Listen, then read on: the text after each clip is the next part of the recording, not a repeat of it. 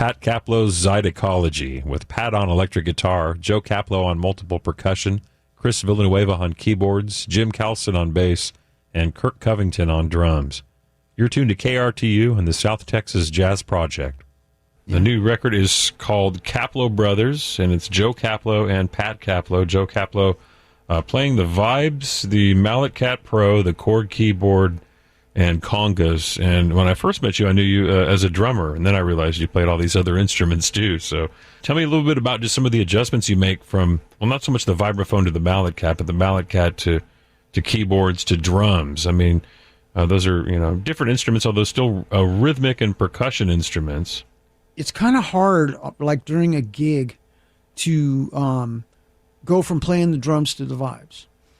Because, drums are big, cymbals are big, you can't miss them, but vibraphone's precision, Mm-hmm. So making a transition is challenging. So I just prefer to either play vibes on a gig or drums on a gig. But yeah, they're similar because you're moving your hands with sticks or mallets. Mm-hmm. And, but of course, obviously one is melodic and one is strictly rhythmic. Yeah. So it's a different, when you switch to the vibraphone, now all of a sudden you're in a whole nother world. I think it's inevitable that my drumming style kind of goes into my vibes playing. The drums come first? Well, I started just, strictly like snare drum like everyone else. And then I was playing drums in high school in a band with my friends. We jammed like 3 to 5 days a week. We played acid jazz. Mm-hmm. We listened to Miles, and it was Bitches Brew time, Herbie Hancock. So we were playing some outside stuff, man, when we were kids. So I mainly did that, but then they had a vibraphone at my high school, and I started playing it. And then at San Jose State, I used to practice the vibes a lot. And this guy was walking down the hall, flute player, who was older, and he had a lot of gigs, and he hired me, man, right out of the practice room. And so I started working with him, and that's when I really started playing the vibes a lot more. It was a great band.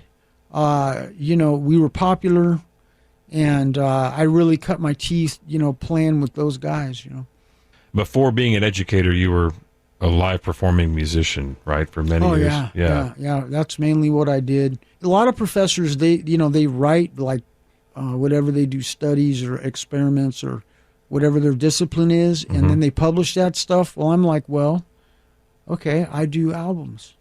That's my publishing, Yeah, and I'm like, if you don't like it, well, I'm not going to do what you're doing, so forget about it. Yeah, right. I'm going to do, this is what when I have time, which is not much, I don't have a lot of extra time, I'm going to do this because I'm a composer. I want to play my music. Like, I remember somebody asked Thelonious Monk, well, why do you only play your music? And he goes, well, if I don't do it, who else will? And I was like, that guy's a genius. Really? So I feel very similar to that. And like, as an artist, you shouldn't even worry about any of that stuff. You should just do what Roscoe Mitchell told me. He said, Joe, document your work. That was his main advice to me of everything. And so Roscoe Mitchell, he's a giant, and I said, well, then that's what I'm going to do, because that's what Roscoe said I should do. And Roscoe's not only one of my idols, but one of the most important jazz musicians who ever lived. Yeah, and still with us too, Roscoe Mitchell. Yeah. So I listen to those guys, and that's, keep it simple, man. Just document it, and whatever happens, he says is going to happen.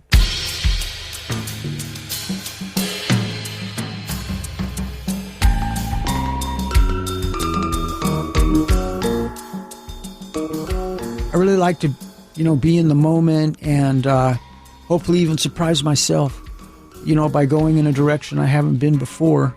To me, that's the idea, and that's why I love Kirk so much, because he's such a great improviser, and you don't know what he's going to do.